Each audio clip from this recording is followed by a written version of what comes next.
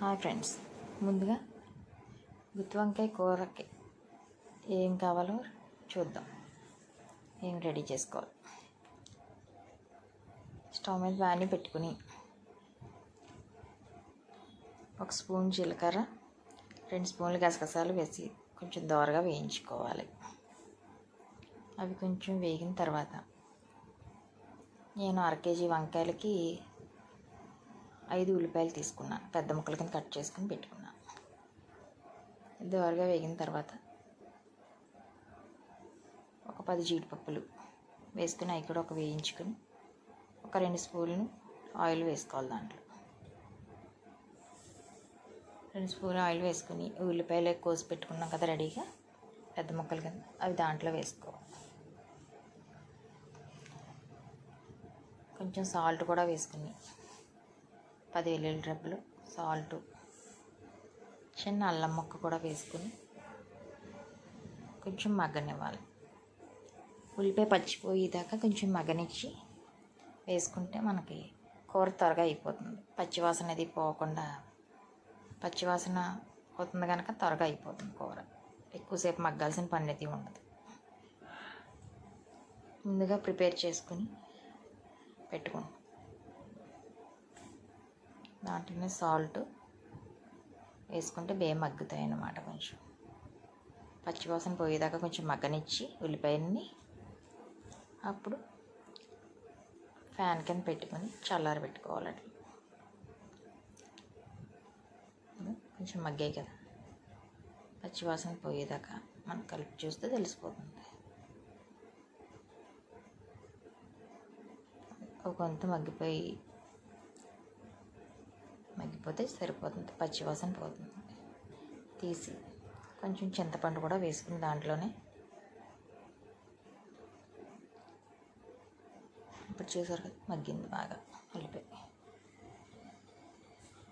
మగ్గిపోయిన తర్వాత తీసి ఫ్యాన్ కింద పెట్టుకుని బాగా చల్లారిన తర్వాత మిక్సీ పట్టుకోవాలి. దాన్ని మిక్సీలో వేసుకొని మిక్సీ పట్టుకోవాలి.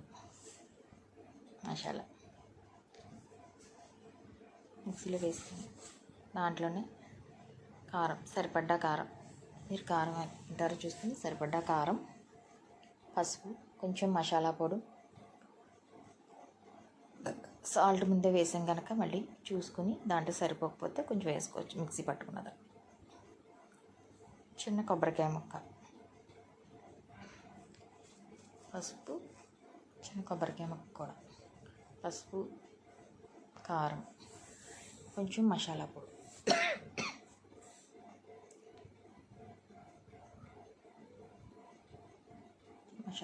వేసుకుని మళ్ళీ ఒకసారి మిక్సీ పట్టుకుని ముందుగా కోసి కడిగి పెట్టుకుని వంకాయలు కోసుకుని ఉప్పులో వేసుకుని కడిగేసుకుని 2-3 ట్రిప్పులు కడుక్కుంటే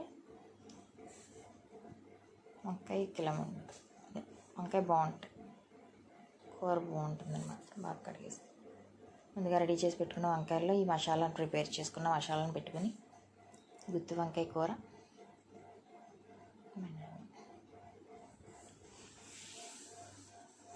మళ్ళీ ఇందాక వేపిన బాణీయే పెట్టేసుకుని దాంట్లో 2 స్పూన్ల ఆయిల్ వేసాను. దాంతో నేను ఆయిల్ మరిగిన తర్వాత కరివేపాకు వేసుకుని మసాలా ముందుగా ప్రిపేర్ చేసి దాంట్లో పెట్టుకున్నాం కదా, కాయల్లో రెడీ చేసి పెట్టుకున్నది దాంట్లో వేసేసుకోవాలి. బాణీలో వేసుకుని బాగా ఒక 20 నిమిషాల పాటు బాగా మగ్గనివ్వాలి. చూసుకుంటూ ఉండాలి మధ్య మధ్య. బాగా మగ్గిన తర్వాత మీకు ఎక్కువ వాటర్ కావాలితే వేసుకోవచ్చు, లేకపోతే అలాగే ఫ్రై కింద కూడా చేసుకోవచ్చు, అది మీ ఇష్టం. నేనైతే కొంచెం వాటర్ పోస్తాను, కలుపుకునేందుకు బాగుంటుంది కదా. ఒక 20 నిమిషాల పాటు బాగా మగ్గనిచ్చి మనం మసాలా పట్టుకున్న దాంట్లో కొంచెం వాటర్ వేసుకుని దాంట్లో వాటర్ వేసుకుంటే బాగుంటుంది. పచ్చి లేకుండా కొంచెం ఉడుకుతుంది.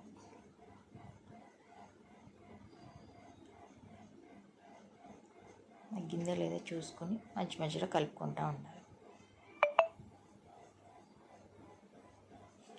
కలుపుకొని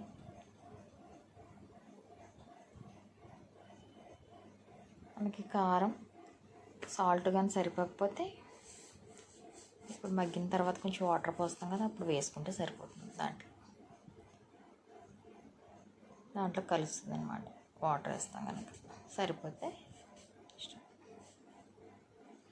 ఆల్రెడీ చింతపండు కూడా ముందే వేసేసాం కనుక మనం మసాలాలను మళ్ళీ వేయక్కర్లేదు. ఇంకా ఇష్టం లేని వాళ్ళు చింతపండు మానేసుకోవచ్చు, మసాలాలో మానేసుకొని మామూలుగా వేసుకోవచ్చు.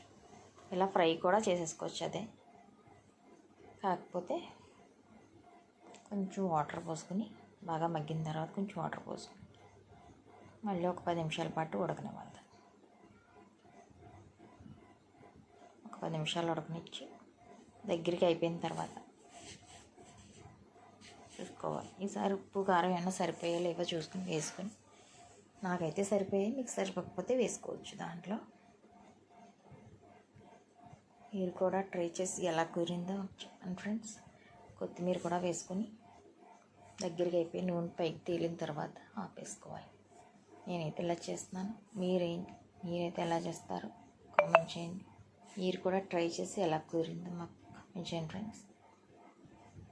Thank you for watching. గుమ్మగుమ్మలాడే గుత్తొంకాయ కూర రెడీ. వేడి వేడి అన్నంలో సర్వ్ చేసుకుని తింటే టేస్ట్ సూపర్ ఉంటుంది.